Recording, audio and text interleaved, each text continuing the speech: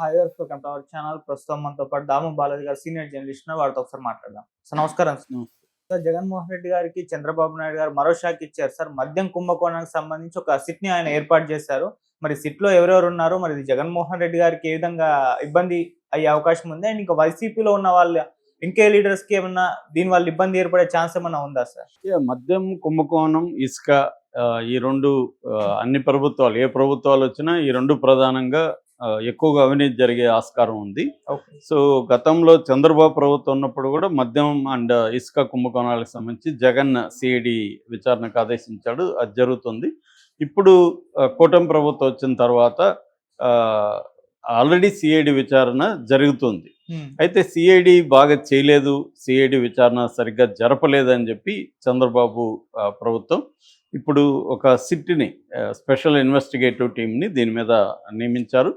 ఇది నిన్న జరిగింది. టైమింగ్ చూస్తే మనకి జగన్ లండన్ నుంచి రావడం, మళ్ళీ పోరాటానికి తెరలేపడం, జగన్ 2.0 వెర్షన్, కొత్త వెర్షన్ వస్తున్నాడు, ఈసారి జగన్ వేరే రూపం చూస్తారు, మీరు కార్యకర్తలకి ఏం జరిగినా నేను సప్త సముద్రాలకు అవతల ఉన్న మన ప్రభుత్వం వదిలిపెట్టాను, కార్యకర్తలకు అండగా ఉంటానని ఫస్ట్ టైం ఆయన ఈ 5 ఏళ్ల తర్వాత కార్యకర్తల తరపున పోరాడతానని చెప్పి కార్యకర్తలకు ఒక ఊపుని, ఉత్సాహాన్ని తీసుకొచ్చాడు. దాంతో నిన్న వందలాది పోస్టులు, మనకు వైసీపీ పోస్టులు, ఈ మధ్యంతా కూడా వైసీపీ పోస్టులు బాగా తగ్గిపోయినాయి. ఎందుకంటే వాళ్ళ మీద విపరీతం కేసులు పెట్టడం, అక్రమంగా అరెస్టులు చేయడం, పోలీసులు తీసుకెళ్ళి కొట్టడం, ఈ ఇబ్బందులంతా పెడుతున్నారు. దానివల్ల బాగా తగ్గిపోయినాయి. అయితే ఇప్పుడు నిన్న జగన్ మాట్లాడిన తర్వాత నిన్న ఒక్కరోజు మనం చూస్తే వందలాది పోస్టులు దర్శనం ఇచ్చాయి. వాళ్ళకు ఒక ఉత్సాహం వచ్చింది, జగన్ అండగా ఉంటాడు, ఏమవుతుంది మహా అంటే జైల్లో పెడతారు, జైల్లో పెడితే కూడా మనకు లీగల్ టైం ఉంది, వీళ్ళు వచ్చి చూసుకుంటారు, డబ్బులు ఖర్చు పెడుతుంది వైసీపీ అన్న ఒక భరోసా ఎప్పుడైతే జగన్ నుంచి వచ్చిందో ఒక్కసారిగా మళ్ళీ సోషల్ మీడియాలో విజృంభించారు. సో కరెక్ట్గా జగన్ వచ్చి బ్యాటిల్ స్టార్ట్ చేయబోతున్నాడు అన్న ఇది రాగానే సిట్ రావడం అనేది, అంటే వైసీపీలో ఎవరెవరు యాక్టివ్గా ఉన్నారో వాళ్ళంతా మళ్ళీ మద్యం కుంభకోణంలో ఇరికిచ్చి దీంట్లో కేసులు పెట్టి అరెస్ట్ చేయాలన్న ధోరణి కనిపిస్తుందని ఆల్రెడీ సాక్షి ఈరోజు రాసుకుంటూ వచ్చింది. అయితే ఇంకోటి ఏంటంటే, ఏ ప్రభుత్వాలైనా గత ప్రభుత్వాలకు సంబంధించిన విషయాల మీద కుంభకోణాలని చెప్పడం, సిట్లు వేయడం, సిఐడి విచారించడం అనేది వెరీ వెరీ కామన్. కానీ ఎవరు కూడా దీన్ని లాజికల్ ఎండ్కి తీసుకెళ్ళి నిజంగా పనిష్ చేస్తారంటే జరగదు. ఇప్పుడు మనం చూస్తున్నాము, ఇక్కడ గతంలో కేసీఆర్ ఉన్నప్పుడు కూడా రేవంత్ రెడ్డి మీద అనేక స్కాములు వచ్చాయి. అన్నిటికంటే కూడా ఆయన 50 లక్షల లంచం తీసుకెళ్ళి ఇవ్వడం, ఎమ్మెల్సీని కొనడానికి చూసాం మనం. అది డైరెక్ట్గా టీవీలో వచ్చింది, అన్నిట్లో వచ్చాయి, సాక్ష్యాలు ఉన్నాయి. ఆ కేసు ఏమైంది? ACB case. ఈయన సీఎం అయ్యాడు, ఆయన సీఎం అయ్యాడు. ఆ కేసులో ఉన్న ఇద్దరు, చంద్రబాబు సీఎం అయ్యాడు, ఈయన సీఎం అయ్యాడు. చంద్రబాబుని అసలు కేసులోనే పెట్టలేదు లీగల్గా.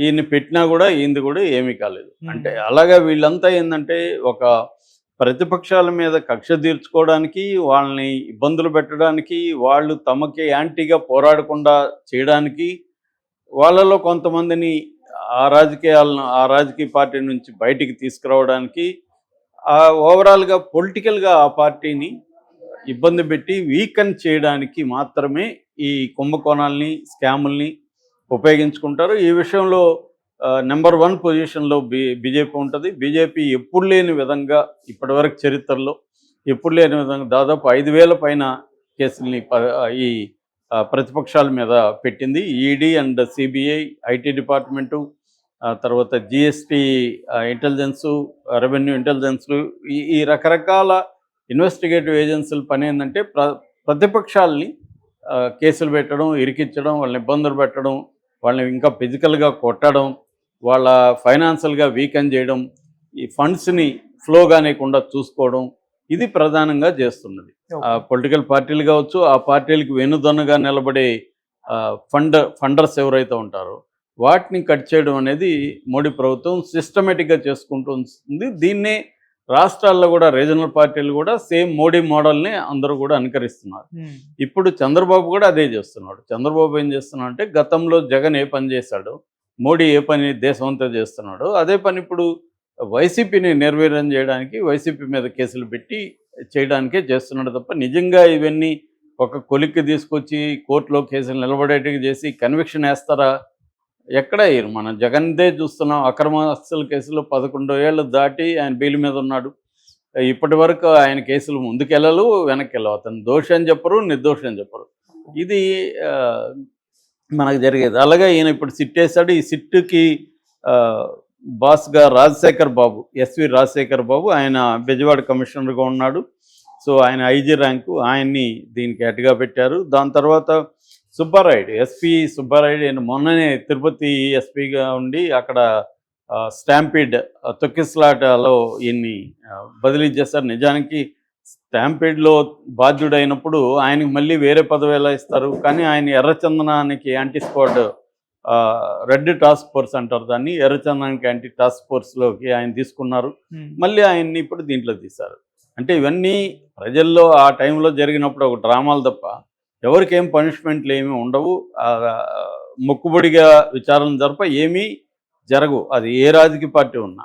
సో అలాగే ఇప్పుడు ఆయన్ని తీసుకున్నాడు. ఎందుకంటే అసలు ఆయన తెలంగాణ, ఇది తను హార్డ్ కోర్ తెలుగుదేశం వాడు కాబట్టి తనని తిరుపతికి తీసుకొచ్చారని చెప్తారు. ఆయన్ని మళ్ళీ దీంట్లో పెట్టారు.